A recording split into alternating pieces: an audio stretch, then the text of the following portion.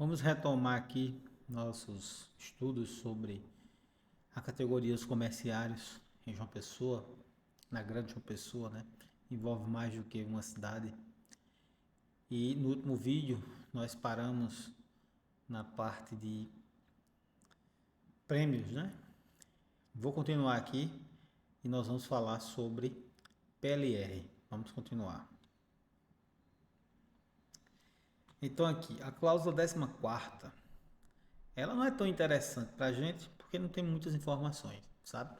Se vocês observarem uma, uma convenção normalmente que tem essa PLR, normalmente a dos bancários, aí tem muita informação, ela é bem mais interessante para se estudar e para explicar do que é isso aqui, porque essa aqui não tem. O que tem de interessante aqui é só essa vedação aqui, mas vamos lá. Os empregados das empresas poderão participar do plano de participação nos lucros e nos resultados de suas respectivas empresas, na forma que vier a ser estabelecida em acordo coletivo de trabalho entre Sinecom e as empresas. Então, primeiro precisa que uma empresa ela tenha, né, vontade, digamos assim, de dividir o lucro com os empregados, certo? Não existe obrigação da empresa dividir o lucro com o empregado, tá? Você tem que ficar bem ciente disso. Se a empresa quiser instituir uma participação nos lucros e resultados para os empregados, isso decorre ou de negociação coletiva, né? Do que a empresa tem que ceder para conseguir dos sindicatos, certo? Ou pode decorrer de lei em alguns casos específicos de empresas públicas e tudo mais, mas o normal para a massa não tem. Mas aqui tem algo interessante, que é o seguinte: se tiver uma empresa que tenha participação nos lucros e resultados, tá, para os empregados, ela tem a garantia de que as horas extras elas não serão utilizadas para a base de cálculo, né, da PLR. Porque, por exemplo, a empresa pode chegar e dividir o lucro para os empregados. Ela pode dizer assim: a participação nos lucros e resultados corresponderá a 1% da remuneração do empregado no ano. Vamos supor, no ano. 1% da remuneração do empregado no ano. Quando for fazer o cálculo, vai pegar o que o empregado recebeu no ano. Aqui está dizendo que as horas extras elas não compõem. Então, se o empregado fez horas extras, tem que abater essas horas extras e ver o restante que ainda tem. Isso é um exemplo. Nós não temos mais informações, tá? Vamos passar agora para outra cláusula que é o melhor. Essa é mais comum. Vale alimentação, tá? Eu vou primeiro ler a cláusula completa aqui com vocês, depois vou fazer alguns comentários. Então aqui, primeiro, né? Não vou ler tudo, vou passando aqui as informações importantes. A partir do dia 1º de julho de 2024, as empresas vão ser obrigadas a fornecer 9,80 por dia trabalhado. Por dia efetivamente trabalhado, 9,80 em cartões eletrônicos ou tickets, tá? Essa aqui tem relação com o vale transporte, então é importante para a gente. Aqui diz, o valor ele é verba indenizatória, tá? Não integra a remuneração do empregado. Aquilo que eu disse para vocês nos outros vídeos. O vale alimentação, verba indenizatória, vale alimentação ou vale refeição. Normalmente vem os dois, vem das duas formas. Pronto, aqui é vale alimentação. Não integra a remuneração do empregado. Quando você for fazer a conta da hora extra, por exemplo, você não pode colocar o valor que você recebeu do vale alimentação como base de cálculo. Por quê? Porque isso é indenizatório, tá? Fica assegurado ao empregado que não haverá redução nos valores de vale alimentação e refeição já recebidos por estes, antes da vigência desta cláusula. Nesta condição, os empregados deverão promover reajustes de acordo com a política salarial da empresa. Ou seja, se a empresa paga mais, certo? Se a empresa pagava mais, por exemplo, vamos por R$ 20 por dia, ela não pode reduzir. Tá? É o que diz aqui. Ficam desobrigadas do fornecimento. Ficam desobrigadas do fornecimento do vale alimentação para a refeição. Tanto é que eu disse para vocês, eles tratam muitas vezes o mesmo nome. as empresas que fornecem alimentação em suas dependências ou fora delas para os seus empregados. Por que isso? Porque é mais vantagem não. Porque esse vale alimentação, vale refeição, ele tem a finalidade de custear a alimentação do trabalhador, certo? No dia que ele está trabalhando. Vou tirar um intervalo para almoçar. Eu tenho um vale alimentação. Vou lá, pego meus 9,80 e vou almoçar. Onde? Só Deus sabe, porque 9,80 não dá para nada. Mas é o que o sindicato conseguiu negociar, certo? Dá para um pastel e um suco aí, a depender do lugar. Se for alguém que trabalha no shopping, acabou-se. Ele não tem a mínima condição dele conseguir fazer uma refeição com 9,80, certo? Mas é desse jeito. Só que a empresa, se ela fornecer, né, a alimentação ou refeição para os seus empregados, seja na dependência da empresa, ou seja, chegou um caminhão carregado de quentinha para distribuir para o povo, ou tem uma cozinha, vamos supor, ou então se a empresa tem um contrato com algum restaurante, certo? Pode ter, né? Um contrato com algum restaurante para fornecer alimentação aos empregados, dando direito, por exemplo, a um prato feito ali específico, que saia mais barato para a empresa do que ela pagar 9,80 ao empregado, a empresa pode fornecer, ou se ela quiser, né? Obviamente, ajudar o empregado. O empregado que está feliz no emprego, que está bem, ele vai trabalhar melhor, né? Já imaginou? O cara o dia todo com fome, vai comer 9,80, não dá para se alimentar bem, ele ainda vai ter mais 4 horas de jornada, mais hora extra para aguentar abuso o dia todo do povo. É horrível isso. Mas se a empresa quiser, não, vou melhorar a situação para o meu empregado aqui. Aí faz um contrato com algum restaurante, esse restaurante vai fornecer alimentação e aí o empregado vai lá, almoça e volta para o trabalho no intervalo sem problema nenhum. Ela não precisa pagar esse vale refeição, esse vale alimentação. Ou se ela mandar a refeição para a empresa, né? Para um empregado almoçar na empresa, por exemplo, não precisa pagar esse vale refeição, tá? Aí aqui, ó, vamos lá para o parágrafo 4º.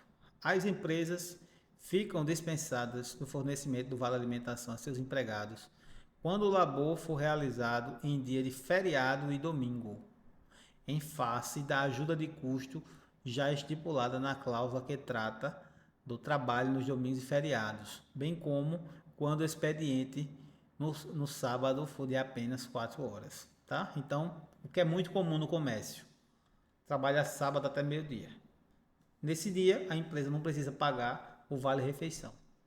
Você tem que ter em mente aqui que é 9,80 por dia efetivamente trabalhado, tá? Por dia efetivamente trabalhado. Só que se você trabalhar no sábado, 4 horas, né? Se for 8 horas, tem que pagar. Mas 4 horas no sábado, por exemplo, vamos colocar aí 8 a meio-dia, certo? No sábado, a empresa não precisa fornecer a alimentação nesse dia. Fornecer alimentação não. Ou fornecer alimentação ou pagar o vale-refeição. A empresa não precisa pagar. Se você trabalha no domingo ou feriado, a empresa também não precisa pagar os 9,80. Por quê? Porque a empresa tem que pagar um valor maior, certo? Mais na frente, em outro vídeo, nós vamos falar, mas eu vou adiantar aqui para poder mostrar a vocês qual é o valor que a empresa tem que pagar nos dias de domingo e feriado. É mais fácil adiantar, certo? Porque já mostra aqui. Deixa eu... Anotação, então...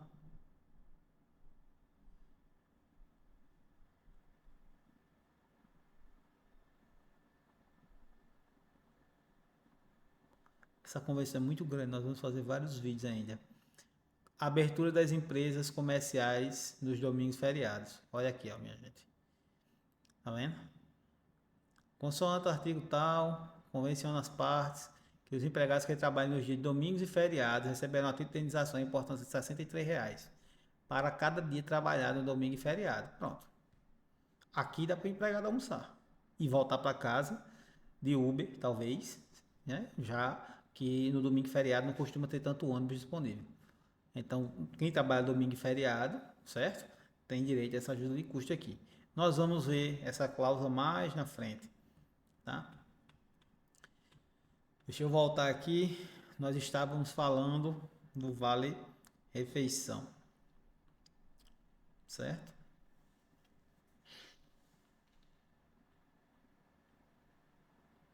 Pronto, vale alimentação. Tá aqui. Vamos agora para o parágrafo 5º. As empresas ficam desobrigadas do fornecimento de vale alimentação e refeição aos seus empregados nos dias que eles estiverem percebendo o valor das diárias para a viagem. Aquilo que eu já falei para vocês.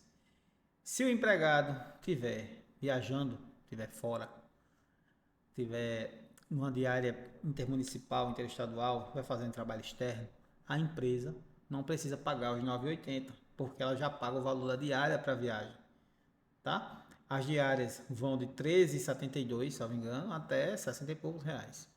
Então, a empresa não precisa pagar o valor do vale refeição nesses dias. Ela tem, obviamente, que comprovar que o empregado estava em trabalho externo, né? Aqui, as empresas cadastradas no PAT, Programa de Alimentação do Trabalhador, descontarão dos seus funcionários, como contrapartida, os seguintes percentuais do valor do vale alimentação. Do valor 10,78 até 12,26 centavos, poderão ser descontados até 10% sobre o valor da alimentação. E aqui, do valor acima de 12,27, poderá ser descontado até 20% do valor da alimentação. Isso aqui é quando os valores do vale-refeição eles são maiores do que esses 9,80. Então, a empresa está autorizada a fazer algum desconto, certo? Vamos passar agora, né, aqui para o auxílio transporte. Vou colocar aqui. Os empregados optantes pelo Vale Transporte, que trabalham em 2 turnos, receberão os referidos vales em número suficiente que garanta também o deslocamento no intervalo intrajornada, certo? A empresa, quando você vai começar a trabalhar, a empresa, ela tem que questionar você se você quer receber o Vale Transporte, certo? Então, ou você vai dizer que sim ou que não. Não quero porque eu tenho uma moto, vou de moto. Não quero porque eu tenho um carro, vou de carro. Ou de bicicleta, vou a pé, enfim, tanto faz. Ou você vai dizer, eu preciso de vale transporte porque eu moro em outra cidade, ou nessa mesma cidade, mas o deslocamento é grande, eu tenho que vir de ônibus. Eu quero vale transporte. A empresa vai dar um termo para você assinar. E você vai lá fazer a opção, e aí a empresa vai estar autorizada a descontar o valor do vale transporte, parte desse valor, né, do seu salário. Ela pode descontar pela lei até 6% do valor do seu salário para pagar, para custear o vale transporte. Aqui, o parágrafo 1º é interessante, porque ele diz que as empresas que fornecem vale transporte ou passe legal parcialmente, o segredo está aqui, ó, parcialmente, apenas descontarão dos seus empregados o percentual de 3%. Ou seja, se ela fornecer vale transporte para um empregado, para o deslocamento completo, certo? Durante todo o mês, aí ela pode descontar conforme a lei, tá aqui embaixo, que é 6%. Mas se ela fornecer apenas proporcional, então ela só pode descontar até 3%, tá? Fica atento para isso aí.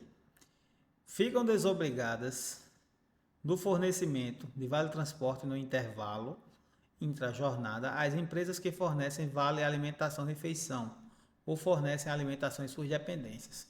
Isso aqui tem que ser lido em conjunto com a cláusula anterior. Por quê? Porque aqui, inclusive, no começo, tá vendo? Tá escrito aqui, ó. Os empregados optantes de vale transporte que trabalham em 2 turnos receberão referidos vales em número suficiente que garanta também o deslocamento do intervalo intrajornada. Ou seja, a empresa ela pode não fornecer o vale alimentação se ela der um vale transporte para um empregado ir para casa almoçar, né? Ou para onde ele quiser e voltar. Ele sai no intervalo, vai almoçar e volta, gasta o dinheiro dele aí no almoço e volta. A empresa pode fornecer o vale transporte para isso. Isso funciona bem se o empregado tiver, por exemplo, 2 horas de intervalo e o ônibus passar o suficiente para ele ir para casa e voltar. Agora, na maioria das vezes, com 1 hora de intervalo, você demora meia hora para ir, meia para voltar, vai almoçar como fora, não tem como. Então fica impraticável. Mas aqui a convenção permite. Se a empresa fornecer vale transporte para o deslocamento completo da jornada, inclusive para um intervalo, ela pode descontar o vale transporte conforme a lei, aqui, 6%, e ela pode se desobrigar de pagar o vale alimentação, certo? Aí ela pode não pagar o vale alimentação. Se ela resolver pagar o vale alimentação aqui, ou fornecer alimentação dentro da empresa ou fora da empresa, certo? Custeado pela própria empresa, aí ela pode deixar de fornecer vale transporte para esse deslocamento no intervalo, certo? Eu vou encerrar esse vídeo por aqui. Nós vamos começar o próximo vídeo com essa questão aqui do plano de saúde ou convênios, tá? Se você gostou desse vídeo, né, compartilha, curte aí, vai me ajudar e vai ajudar as pessoas que precisam dessa informação, pessoas que trabalham no comércio e que precisam estar bem informadas sobre seus direitos.